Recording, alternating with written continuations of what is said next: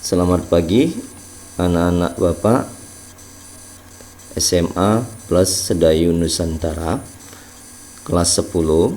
Di pagi ini kita akan bahas tentang gerak harmonis sederhana.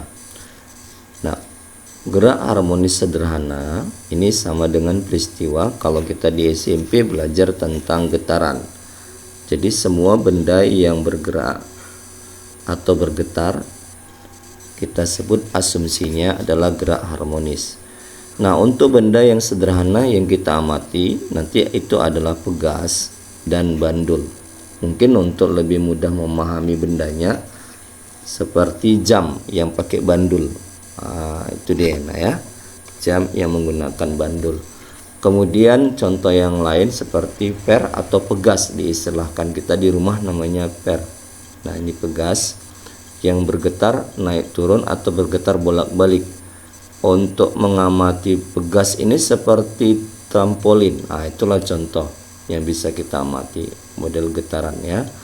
Atau contoh yang lainnya pegas pada mobil, sok mobil istilahnya ya. Nah, untuk itu kita akan coba bahas di sini yang pertama yaitu tentang gaya pemulih yang dimiliki oleh benda yang mengalami peristiwa gerak harmonis. Kemudian yang kedua, persamaan getaran itu sendiri. Yang ketiga yaitu periode getaran. Nah, untuk yang pertama kita bahas di sini gaya pemulih. Gaya pemulih itu sendiri adalah gaya yang bekerja dalam arah mengembalikan massa ke posisi setimbang. Mungkin hal ini bisa kita ambil seperti ini. Contohnya ada pegas, di mana pegas ini memiliki nilai konstanta K dan di ujungnya diletakkan benda yang kita sebutkan, inilah dia massa, bermassa M ya. Nah, posisi awal inilah yang kita sebut dengan posisi setimbang. Selanjutnya pegas tadi kita tarik. Nah, tentu bendanya yang kita tarik ya. Dari sini kita amati dari posisi setimbang nih sampai dia kita tarik pada jarak tertentu. Nah, jaraknya inilah yang disebut dengan simpangan. Kita simbolkan dengan X. Lalu kalau seandainya bendanya kita lepas, dia akan kembali ke kondisi semula ya. Nah, hal ini kenapa? Karena di pegas ini ada namanya gaya pemulih yang dikenal dengan istilah gaya Hooke ya. Besarnya gaya pemulih ini kita anggap lambangnya F yang bisa dirumuskan dengan rumus F sama dengan K kali dengan X. Di buku-buku ada tertulis di situ pakai minus. Min di situ artinya gaya pemulih ini berlawanan simpangan yang diberikan. Ya. Itu tanda maksud negatifnya. Lalu kita lihat di sini keterangannya masing-masing. K tadi adalah konstanta pegas yang satuannya Newton per meter dalam SI. Kemudian X adalah simpangannya, satuannya dalam meter. Kemudian F adalah gaya pemulih atau gaya Hooke yang satuannya Newton. Oke. Yang berikutnya yang B atau yang kedua. Kita bahas di sini persamaan getaran. Untuk mengamati persamaan getaran, kita ambil contoh ini tadi yaitu pegas yang kita ikatkan ujung satunya dengan beban. Nah, inilah yang disebut tadi sebagai posisi setimbang. Lalu pegas ini kita tarik hingga kondisi jarak terjauh.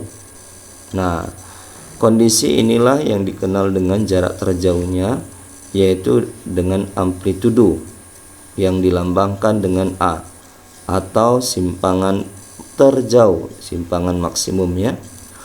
Lalu kalau seandainya beban ini kita lepaskan atau massa ini kita lepaskan, dia akan bergerak dengan kecepatan V sehingga pada suatu saat kalau kita amati, beban tadi akan mengalami simpangan sejauh X. Lalu kalau terus dibiarkan, maka dia akan melalui titik seimbang kembali ke kondisi awal tadi, ini posisi setimbang, dan terus bergerak. Nah, dan dia akan berhenti pada saat dia mencapai simpangan maksimum, atau kita katakan di sini kecepatan di simpangan maksimum sama dengan 0. Nah, lalu kita buat keterangannya. Keterangannya A tadi kan amplitudo atau simpangan terjauh, atau boleh juga simpangan maksimum, satuannya meter. Lalu X di sini adalah simpangan diukur dari posisi setimbang, ya. Kemudian V di sini adalah kecepatan getar. Kemudian yang berikutnya kita coba bahas, yaitu persamaan simpangan. Nah, untuk persamaan simpangan sendiri, dimana kita buat tadi simpangan pada saat tertentu kita lambangkan dengan X, maka persamaannya kita buat di sini. X adalah amplitudo dikali dengan sin theta, ya. Lalu kita lihat di sini theta ini dikenal dengan istilah namanya sudut fase. Itu sama dengan amplitudonya dikali dengan sin 2V kali dengan fasenya. Ingat V nak berapa? 22/7 atau 3,14 jika di luar dari sin, ya. Jika di dalam sin, dia V-nya jadi 180 derajat. Oke, lalu kalau seandainya diamati dari kondisi awal, maka persamaan simpangan bisa kita ubah A kali dengan sinus dari, ya, omega T tambah dengan theta nolnya. Oke, kita buat dulu. Besi atau fase itu sama dengan T dikali dengan frekuensi. T ini lamanya bandul ataupun pegas bergetar. F ini adalah frekuensi getaran. Kemudian bisa juga diubah dengan T sama dengan, yaitu sama dengan T bagi dengan periodi, karena frekuensi itu berbanding terbalik dengan periodi getaran, di mana periodi getaran itu adalah waktu yang dibutuhkan untuk satu kali getaran. Sementara frekuensi adalah banyaknya getaran yang terjadi dalam waktu 1 detik. Oke, ini untuk video yang pertama.